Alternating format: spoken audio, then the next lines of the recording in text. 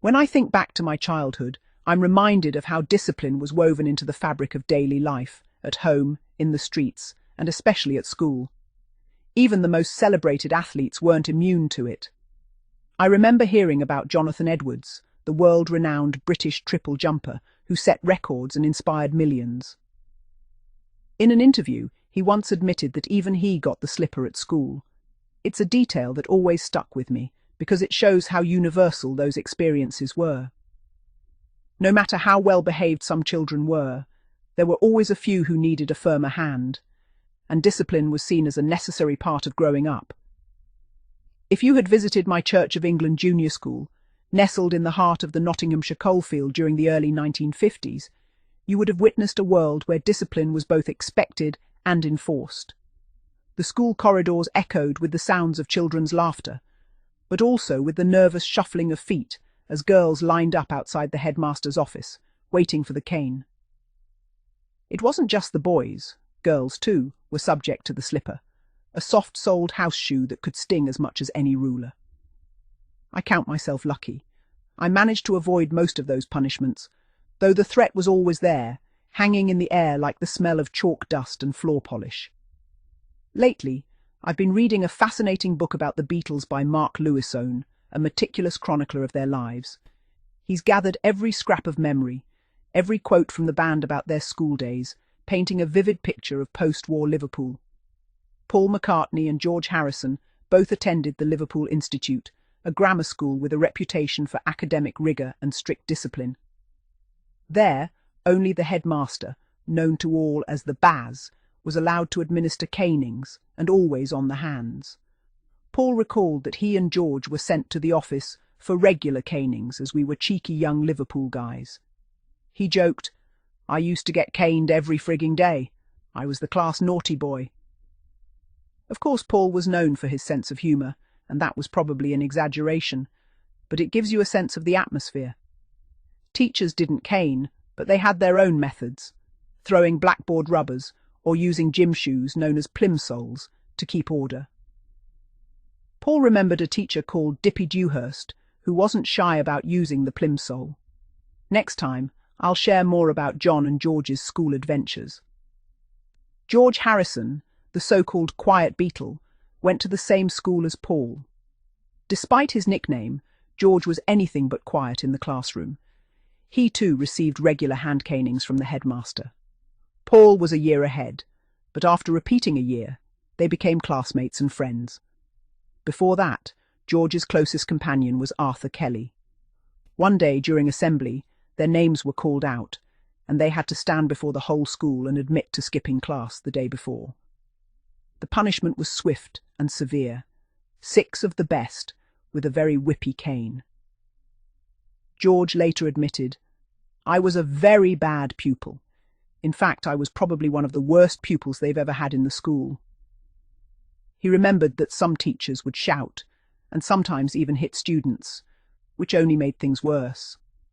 On his very first day, George called a teacher "bastard face." When the teacher demanded to know who said it, George, channeling a line from the film Blackboard Jungle, replied, "You talking to me, Teach?" That earned him another caning. He pushed the boundaries with his uniform, keeping his hair as long as possible and always testing the rules. There's no mention of them being caned on the bottom, but if Paul got the slipper, it's likely George did too. These stories show that even future rock stars weren't immune to the strict discipline of the time. Mark Lewisohn's Beatles book is full of these fascinating glimpses into the past. John Lennon, for example, attended Quarry Bank School, a place immortalised in the Beatles' song Quarrymen. The headmaster, E.R. Taylor, was known for his stern demeanour and his wood-panelled study, where he often administered hand canings. John and his best friend, Peter Shotton, were frequent visitors to that office. Their mischief ranged from balancing a bucket of water on a classroom door to soak an unsuspecting teacher, to playing cards during a cricket match. One of John's school reports was so poor that his Aunt Mimi, who raised him after his mother's death, scrawled a note on it. 6 of the best needed, 6 lashes of the headmaster's cane, please. The report was supposed to be signed and returned, but John managed to avoid that fate. Aunt Mimi later said she only hit John once, but she stung his legs good and hard. Ringo Starr, meanwhile, attended a different school, where the slipper and cane were also part of daily life, though there's less detail about his experiences. These stories remind us that even the most creative and rebellious spirits were shaped by the discipline of their times. The culture of discipline wasn't limited to the Beatles or to my own school days.